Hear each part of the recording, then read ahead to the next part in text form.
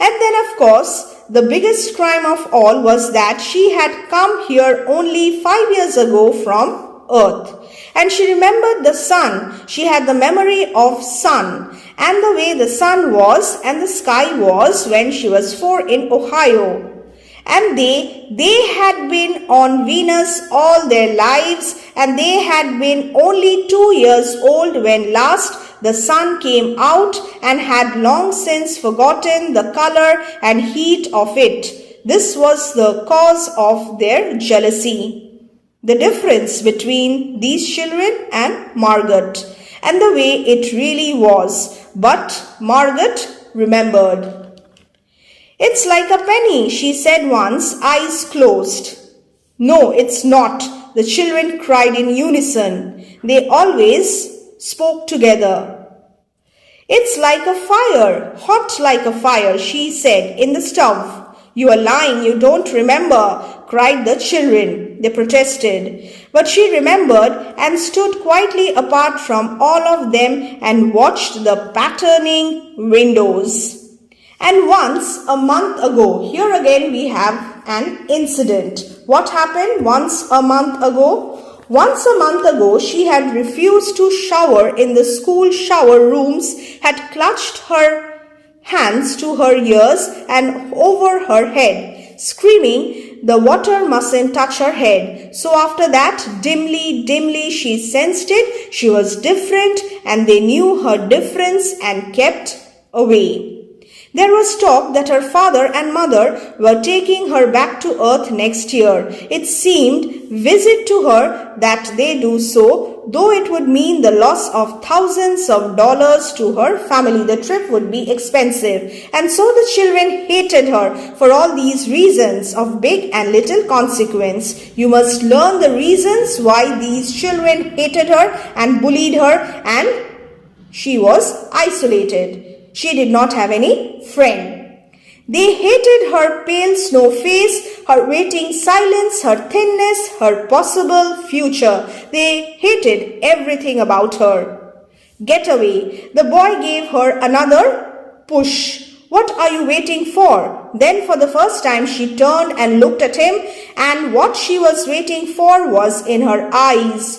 "Well, don't wait around here," cried the boy savagely. "You won't see anything." They will not give her the opportunity to enjoy the warmth of the sun, to see the sun after all. Her lips moved. "Nothing," he cried. "It was all a joke, wasn't it?" He turned to the other children. "Nothing's happening today, is it?" They all blinked at him and then, understanding, laughed and shook their heads. "So this is bullying." Nothing. "Oh, but," Margot whispered, her eyes helpless, "but this is the day. The scientists predict. They say they know the sun. Margot is also waiting for the sun." "All a joke," said the boy, and seized her roughly. Notice how he roughly handles her, how he shoves her, pushes her, and catches hold of her. "Hey everyone, let's put her in a closet before the teacher comes." What will happen? Let's read. "No," said Margot, falling back. They surged about her, caught her up and bore her, protesting and then pleading and then crying, back into a tunnel, a room, a closet, where they slammed and locked the door. They stood looking at the door and saw it tremble from her beating and throwing herself against it. She was struggling to get out. They heard her muffled cries. She was helpless. Then smiling, they turned and went out and back down the tunnel just as the teacher arrived. So this is a commentary on social psychology, and it deals with children's psychology as well. Ready, children? She glanced at her watch. The teacher is also anticipating the coming out of the sun. "Yes," said everyone. "They do everything together. Together they are against Margot. Are we all here?" "Yes." The rain slacked still more. They crowded to the huge door. So from the window, they have come to the door. The rain stopped. It was as if in the midst of a film concerning an avalanche, a tornado, a hurricane, a volcanic eruption, something had first gone wrong with the sound apparatus, thus muffling and finally cutting off all noise, all of the blasts and repercussions and thunders, and then, second, ripped the film from the projector and inserted in its place a beautiful tropical slide which did not move or terror. The world ground to a standstill. The rain had stopped. Bradbury has beautifully explained how the rain stopped and how the noise, the sound of the rain had stopped. There was silence all around, and the silence was so immense and unbelievable that you felt your ears had been stuffed or you had lost your hearing altogether. A very moving picture of the effect of the rain having stopped after so many years. The children put their hands to their ears. They stood apart. The door slid back, and the smell of the silent, waiting world came into them. The sun came out. It was the climactic moment. The sun came out after 7 long years. And what was the color of the sun? It was the color of flaming bronze, and it was very large. For the first time, the children were seeing the sun. And the sky around it was a blazing blue tile color. And the jungle burned with sunlight, bright sunlight. As the children, released from their spell, they were spellbound, rushed out, yelling into the springtime. They were happy. Now, don't go too far, called the teacher after them. You have only 2 hours, you know. You wouldn't want to get caught out. But they were running and turning their faces, so excited, up to the sky and feeling the sun on their cheeks like a warm iron. Again, an example of simile. They were taking off their jackets and letting the sun burn their arms. They were enjoying themselves in the sunlight. But what about Margaret? Oh, it's better than the sun lamps, isn't it? The artificial sun lamps. Much better. They stopped running and stood in the great jungle that covered Venus, that grew and never stopped growing, tumultuously. Even as you watched it, it was a nest of octopi clustering up great arms of flesh like weed, wavering, flowering in this brief spring. It was the color of rubber and ash, this jungle, from the many years without sun. It was the color of stones and white cheeses and ink, and it was the color of the moon. The children lay out, laughing, on the jungle mattress and heard it sigh and squeak under them, resilient and alive. They ran among the trees, the enjoyment, the happiness. They slipped and fell, they pushed each other, they played hide and seek and tag, but most of all they squinted at the sun until the tears ran down their faces. It is not good to look at the sun directly, but they did exactly that. They put their hands up to that yellowness and that amazing blueness, and they breathed of the fresh air and listened to the silence. Silence was very important. It was silence after so many years, and this silence meant that the rain had stopped, which suspended them in a blessed sea of no sound and no motion, no incessant rainfall. They looked at everything and savored everything. They enjoyed everything, they relished everything. Then wildly like animals, They escaped from their caves. They ran here and there. They ran and ran in shouting circles. They ran for an hour and did not stop running. The sun has an immediately pleasurable effect, seeming to physically revive the children. The long anticipated moment is better than they could possibly have imagined. Because of the teacher's warning, we know that this brief moment of happiness will be fleeting very soon. The absence of sunlight had turned Venus into a tangled and inhospitable wasteland. Now, the children are outside, they are joyful and they are full of energy, suggesting the power of the sun to bring physical and mental health.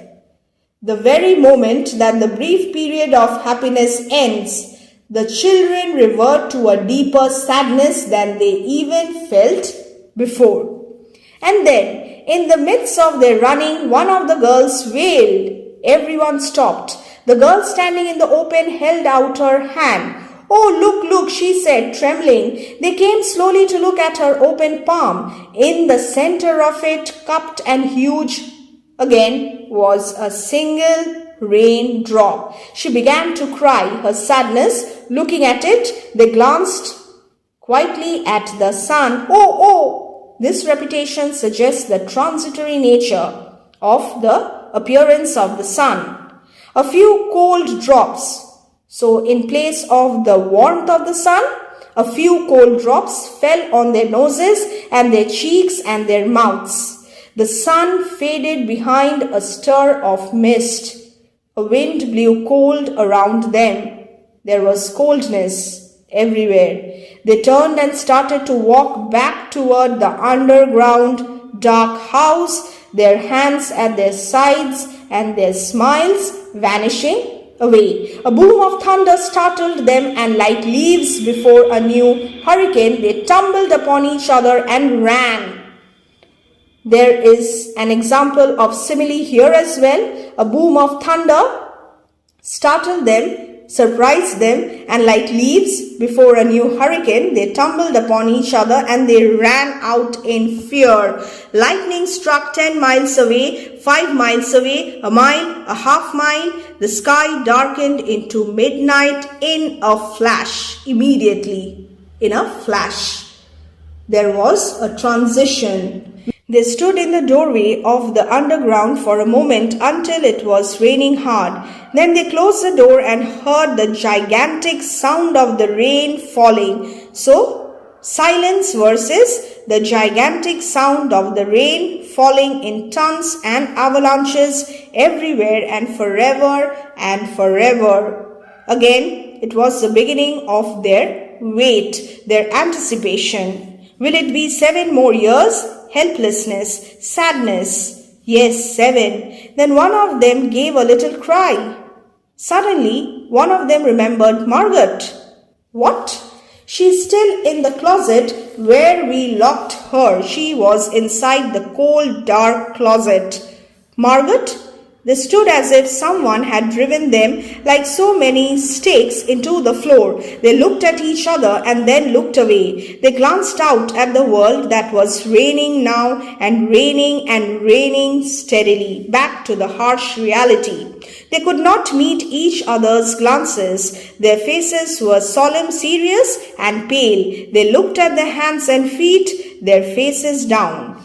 Margaret, one of the girls, said, "Well, no one moved. Go on," whispered the girl. They walked slowly down the hall in the sound of cold rain. So instead of warmth, Margaret, one of the girls, said, "Well, no one moved. Go on," whispered the girl.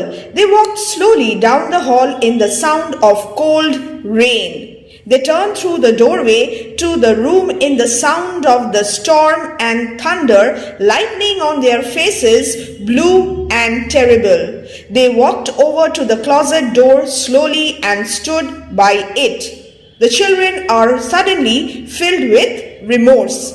This is hope. They feel regretful that they had been so thoughtless in locking her up in the closet. They walked slowly down the hall in the sound of cold rain. There is cold all around. Instead of the warmth of the sun, there is cold, and instead of silence, there is the sound of the storm and thunder. Behind the closet door was only silence. So outside there was the sound of the storm and thunder, and behind the closet door there was only silence. They unlocked the door even more slowly and let Margaret out. Perhaps they realized their mistake and they let her out. This is the only ray of hope, and for the next 7 years they will have to wait again for the coming out of the sun, the warmth and the heat of the sun. Like Margaret, these children too have a memory of the sun. All Summer in a Day has an appropriate title which captures the gist of the entire story. Summer, a season of vacation and playtime, especially among children, school children, is a season of fun and frolic, as can also be seen in the story. However, here, summer lasts for only 1 day in planet Venus. It is 1 day of happiness after 7 years of gloom and harsh weather.